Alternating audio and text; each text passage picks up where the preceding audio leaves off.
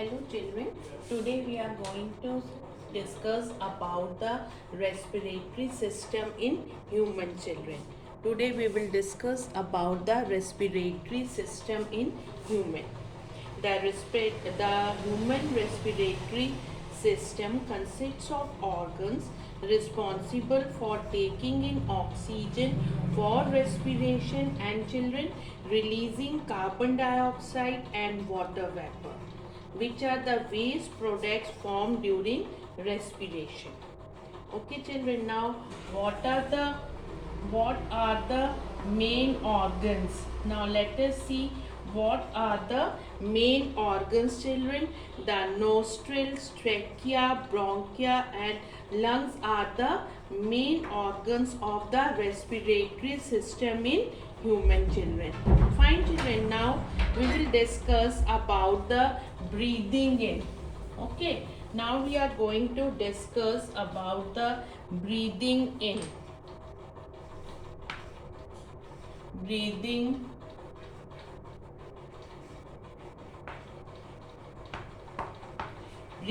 in children. The taking in of air rich in oxygen into our body is called inhalation. Okay, that is known as children inhalation. Fine. Then about the air around us is impure children. Our lungs require air which is moist, warm and clean. So children, the air we breathe in passes through the nostrils. The air which we breathe, it passes through the nostrils. Why it is important to pass it through the nostril children? It is moistened by the slimy mucus present in the nose. Slimy mucus present in the nose children. Mucus is secreted by the inner lining of the nose. The air becomes warm by the blood circulating in the nose. The mucus and the hair present in our nose, what does they do children? They trap the dirt. They trap the dirt, dust particles and disease causing germs and prevent them from entering the respiratory system. So children, what is it that we should always breathe through the nose? It will protect us from catching any infection. Then about to the lungs. Okay, what happens from the nose or nasal cavity? The air passes through the pharynx or throat cavity to the windpipe or trachea. The windpipe branches into smaller tubes. What are that known as? They are known as bronchia, and each bronchus enters into a lung children. So from the nose, now from the nose children, what happens? The air passes through the pharynx. After that children, to the pharynx, to the windpipe. That windpipe is also known as a trachea children. Then from the windpipe to the bronchi, and from here, from the bronchi, it goes to the children. Windpipe branches into smaller tubes. What are that known as? That smaller tubes children, they are known as bronchi, and each bronchus enters into the lungs children. Okay, now what happens in the lungs? Now this way children, it enters inside the lungs children. Fine. Then after that, what happens in the lungs?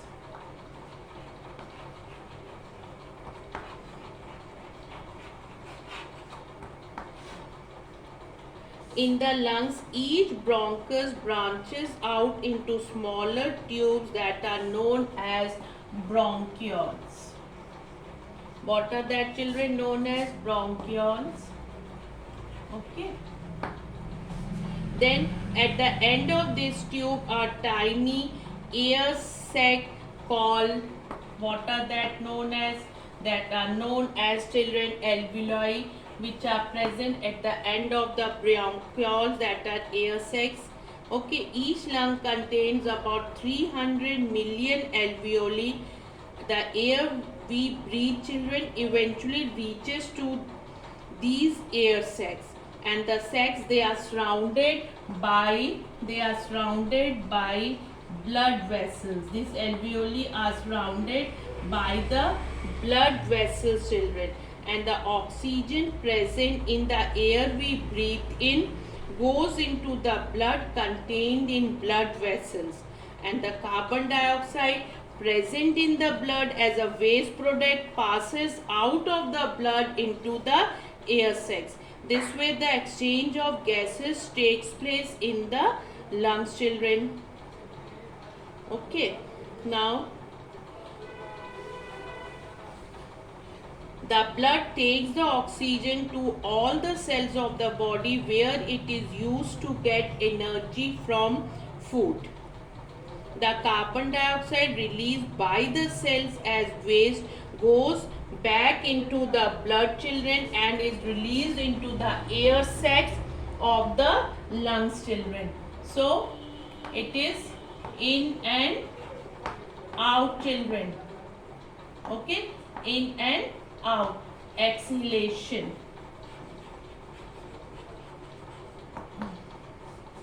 Exhalation, the giving out of air rich in carbon dioxide, that is known as exhalation, and taking in of air rich in oxygen into our body, that is known as inhalation. Now how air enters in the lungs, children? The air enters the lungs. When you breathe in air, children, at that time the diaphragm goes down. Now what happens when we breathe in air? The children, the diaphragm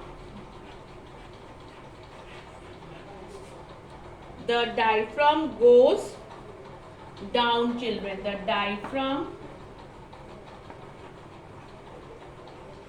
diaphragm goes down. Okay. Then, children, increasing the space in the chest cavity. When this diaphragm that goes down, then what happens? There is an increase in the space in the chest cavity. Increasing the space in the chest cavity. So the air from the atmosphere enters the lungs and they expand. Air enters and they expand, children. They expand, children. Okay, fine, children. And then, children, when you breathe out, then what happens? The diaphragm moves up, children. That moves up. Then when it moves up, children, then what happens? Decreasing the space in the chest cavity. This forces the air out of the lungs, children.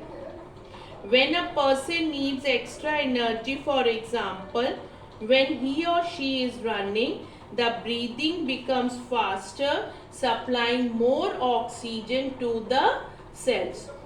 This speeds up the breakdown of food, thus releasing more energy. Now we will discuss about the cellular respiration, children. Cellular respiration. During the cellular respiration, the sugar molecules in food are oxidized to form carbon dioxide and water, and energy is given out. The reaction is, children, glucose plus The glucose plus oxygen, what is given? That is carbon dioxide plus water. Carbon dioxide plus water plus energy, children. In the cellular respiration, that blood takes the oxygen to all cells of the body. And children, blood has a substance that is known as hemoglobin, which binds itself with oxygen to form oxyhemoglobin, children. It forms oxyhemoglobin. Okay. It is in this form that oxygen is carried through the blood and cellular respiration occurs in the cells. Now we will discuss about the types of respiration, children. Okay. Now we are coming to the next topic, that is types of respiration. Types of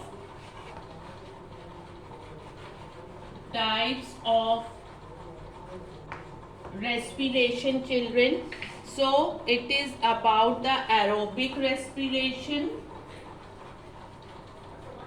and children, next is about the anaerobic respiration.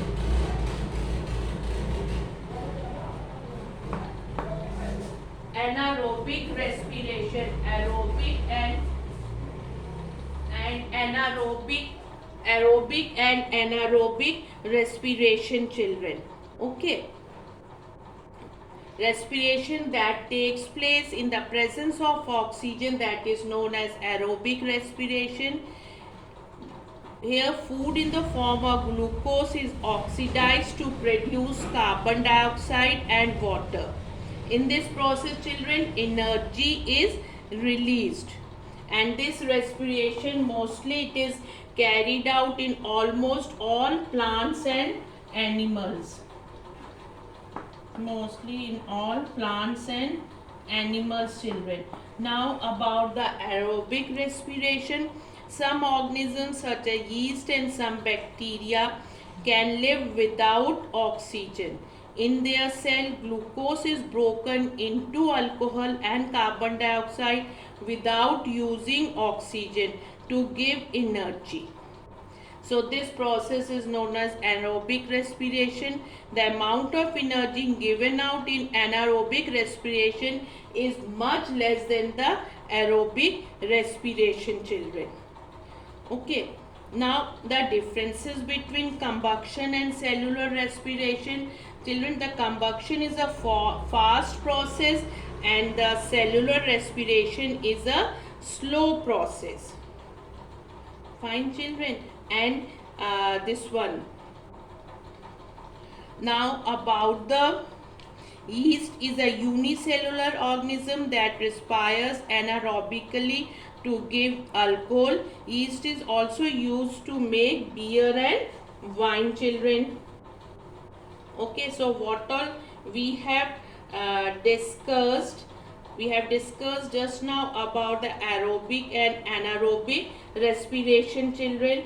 And sometimes during the strenuous activity, what happens? We are going for a long distance running. Your body cannot get enough oxygen to produce the required energy, children. Then what is required to get the additional energy?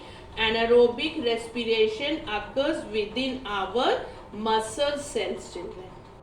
Okay. So exchange of gases takes place in the alveoli, which are surrounded by blood vessels. Then we discussed that the blood takes oxygen to the cells where cellular respiration occurs. The carbon dioxide passes into the blood and then into alveoli. Okay, children. Thank you so much.